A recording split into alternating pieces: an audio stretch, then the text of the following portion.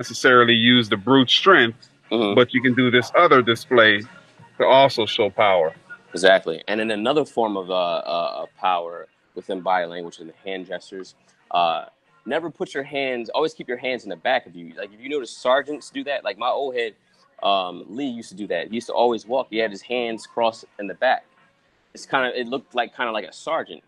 So it basically looked like he was in. He was basically in control. Versus, you see the guy that has his hands in front of himself crossed. The only people you see that is like when they're actually during trial. So that's a form of castration. So Mm, they're castrating themselves in front of the judge. that's deep right there. That's deep. You guys hear that shit in the chat? Hope you guys soaking this up, man. Have Mm-hmm. your notepad going on right now. Displays of Mm-hmm. power, displays of dominance. Mm-hmm. My man Top Chakra says shake hands and grab the other person's elbow is a sign of dominance. That one Mm. I've seen that one because I did a Mm-hmm. video on it. I posted one, but I've never Mm-hmm. actually done that. Mm-hmm. Have you done that one? No, I haven't done that though. That's something new. Yeah, I did a video. I think it was McGregor versus Floyd Mayweather, and he did that whole elbow thing. Personally, I'm 6'4", so I Mm-hmm. never most people, and I'm a big guy, so most guys I don't have to go the extra, Yeah. the extra stuff. I never Mm-hmm. really, but I might have to start implementing this stuff because that's some dope stuff, man. Why you on it, man? Mm-hmm. What other ones you have as far as signs of power and displays of dominance that most people don't go on? If you want to run some of these down so these boys can get this Okay. game, so I can get this game too. Indeed, indeed. Another thing is definite, eye contact. Not that whole like stare down eye contact, but just making eye contact with someone, making sure that they actually feel you with their eyes, and then you communicate. But then communicate, but not fast, but not too slow, but just at the just right tempo. So you look them in their eyes, you convey whatever point you're making, and you basically command it. And it's also words too. You want to be careful with your words. It's like even with Explain that one a little further. with women, it's basically you ask, how um, how do you feel about this? How would you go about doing this?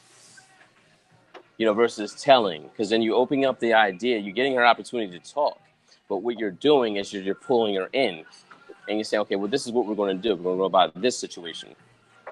See, a lot of guys in it that they make that mistake. They don't know, like for example, I told this young lady that I'm cool with, and it's going to sound a little raw, but I said this to her. I said, you should be over here sucking my dick. See, now what that does to our subconscious, it creates a question. It's like, okay, well why?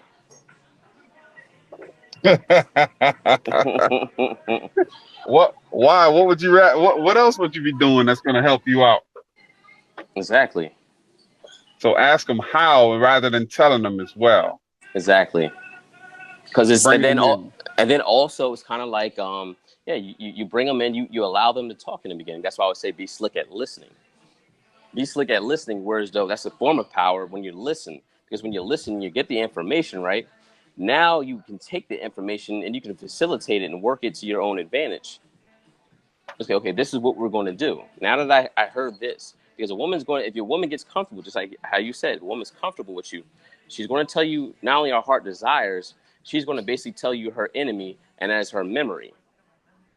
Whoa, whoa, whoa, whoa, whoa, whoa! Hold on. Run that back. You said she's going to tell you her enemy Yes, and her memory. yeah. Well, her You know, memory you is, gotta you yeah, gotta her break memory, that down. yeah, because her memory is actually her enemy. Because you got to think about it. Everybody in life, it's spending their life trying to overcome a negative. The reason why they try to buy into certain things, the reason why they go into a club, the reason why they buy expensive handbags, is to buy into a feeling to escape from another one. See, the thing is, your memory is what holds people back. We have godlike powers. And I had this conversation with C. Doug the other day because he was saying that, yeah, why is it that we have all these abilities, we can speak things with great power like that? Because I said it's our memory.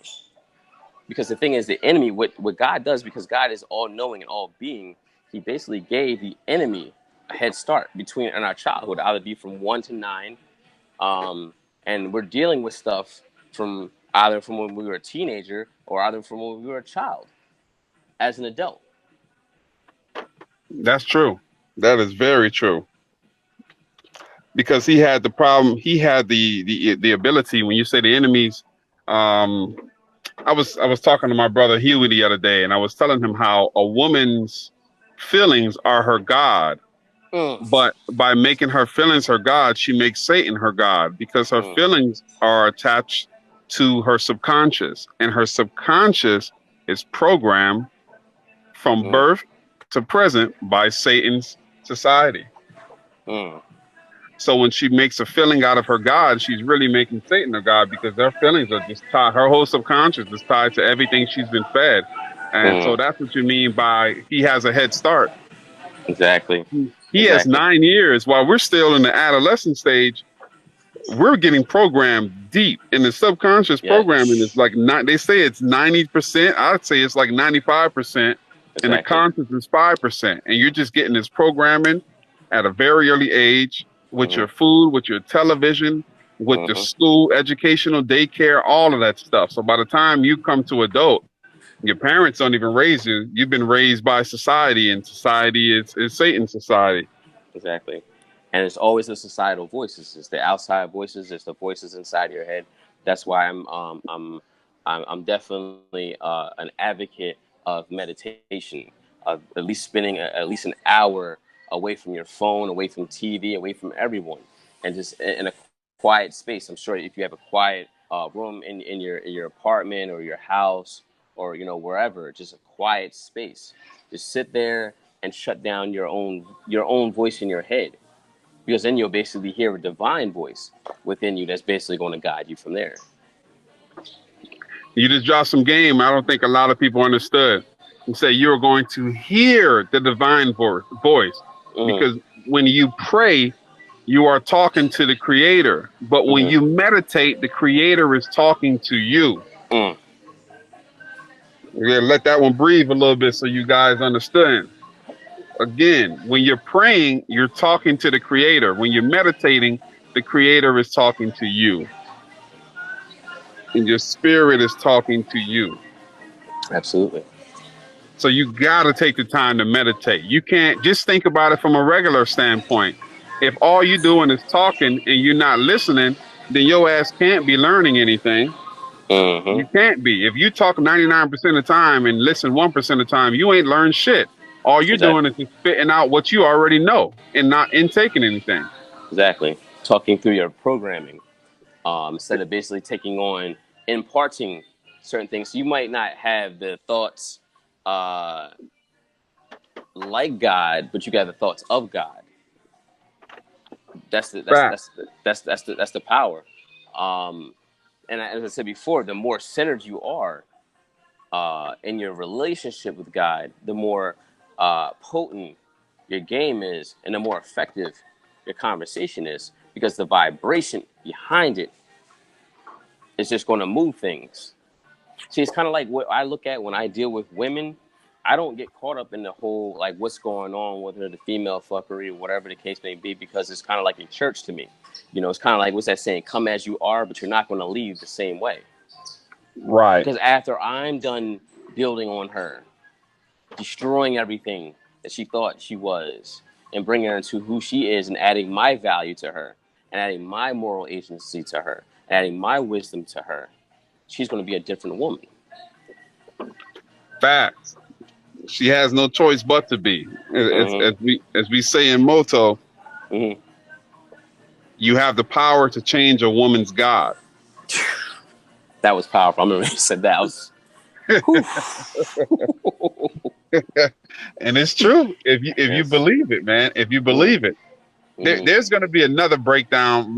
Me and you are probably going to have to do later in the future. But there is, I believe it was when, I believe Jesus was talking to Moses, and Jesus was about to walk on the water or spread the water or something like that. And he told